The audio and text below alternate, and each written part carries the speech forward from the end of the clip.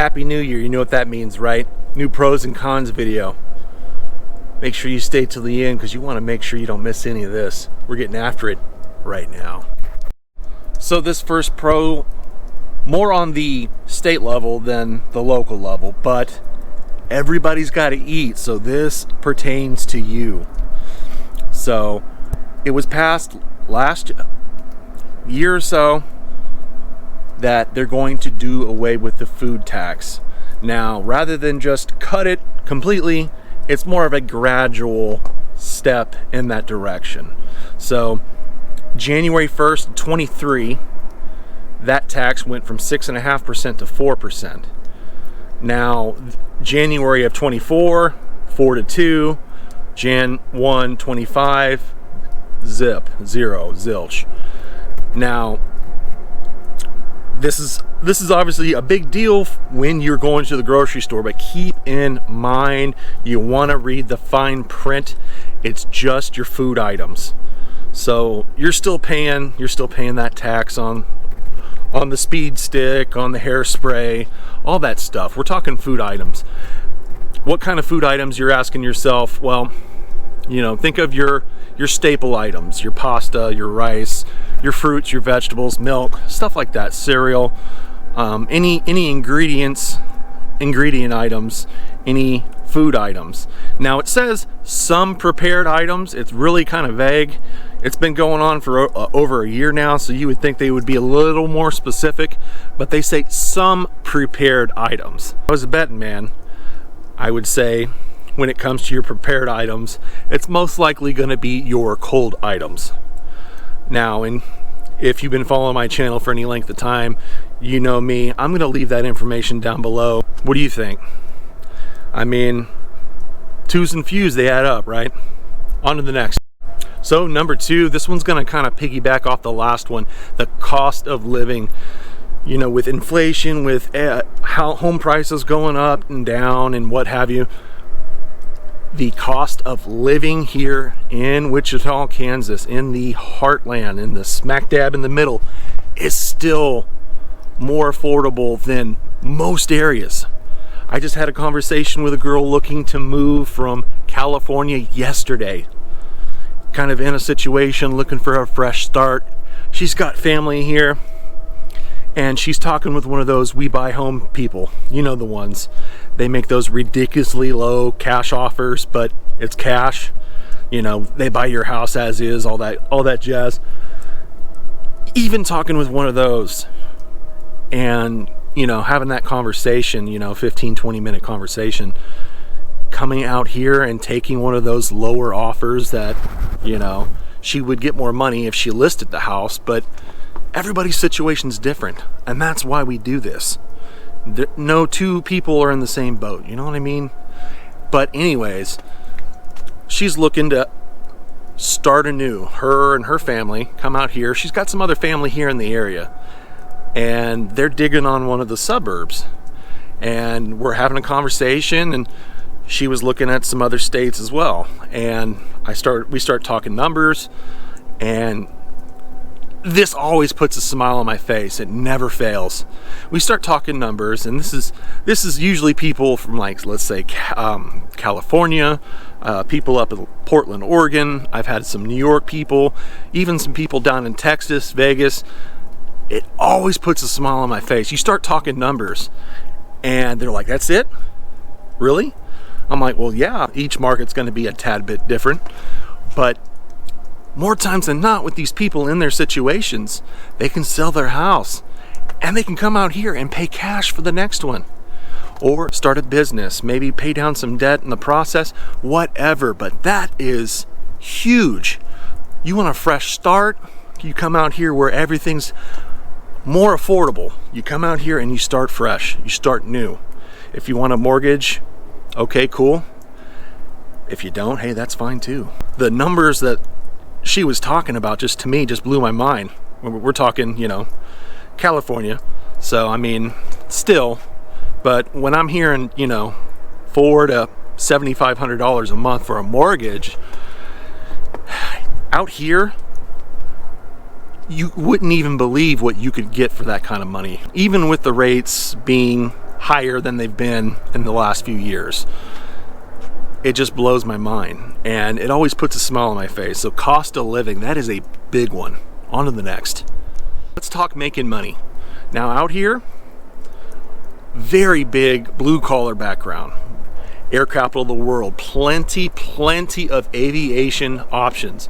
There's plenty of manufacturing jobs. Coleman's out here, Johnson Controls, they make air conditioners. We've got Koch Industries and a few of their subsidiaries here too. Some engineering stuff.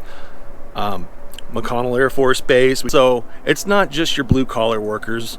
We've got a nice little blend, and that's giving you options. So let's jump to the next one. Number 4.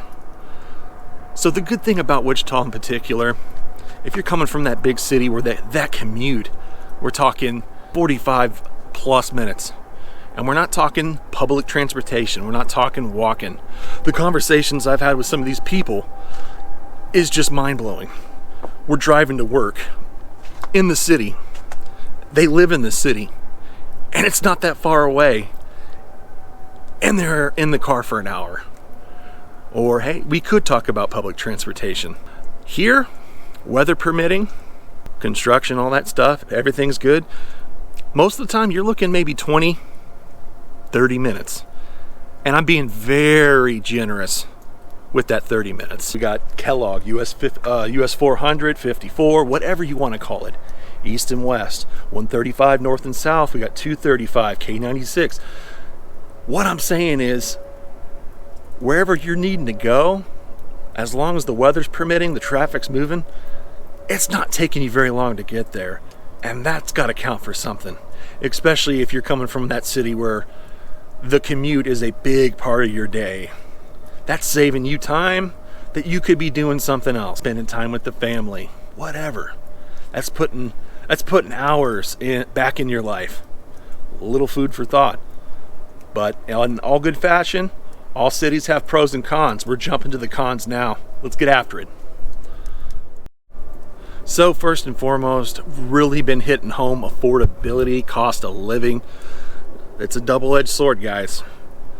Yes, there's jobs here. Yes, you have opportunity. But compared to the national average, you're most likely going to be making less money. Obviously, just like everything else in life, results may vary depending on your experience, on your skill set. You know, no two people are in the same position. Everybody's story's different, and that's why we talk about this stuff. We're hitting on these topics because everybody needs a place to lay their head. Everybody needs that hot meal. Most everybody needs that job to support themselves, their families. So this is a little something to keep in mind. Yes, there's opportunities, but against the average, depending on your situation, making slightly less. Food for thought. On to the next. Number 2, the weather. We do live in a part of Tornado Alley. It is something to keep in mind. That is one of the big things people are always asking. Now, should I be concerned?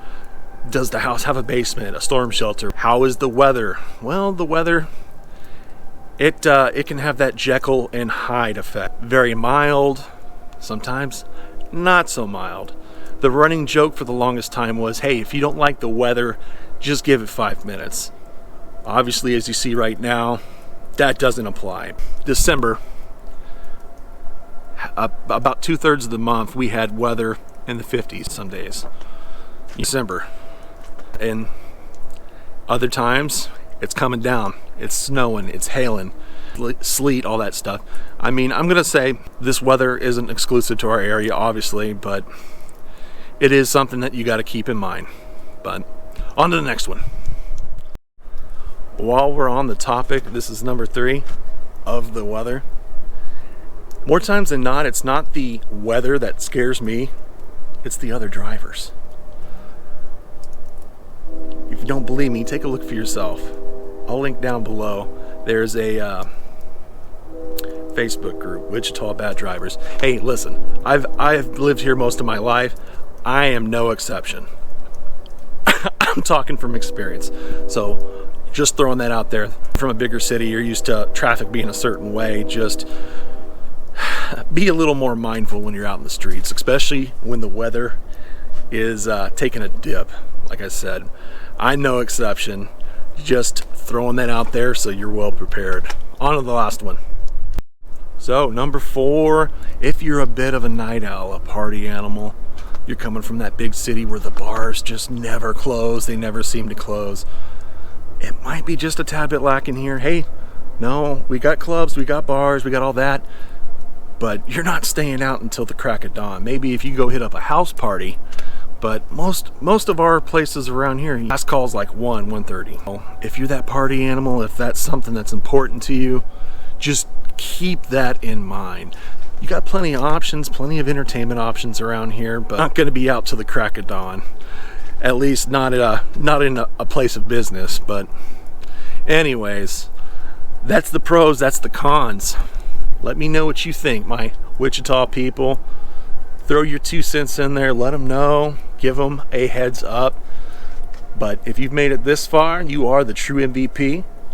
Now, do me a solid, like, comment, subscribe, all the good stuff. Got a question, reach out. And if you're still on the hunt, you're needing a little more information, how about you check out this video right here. We'll see you in the next one.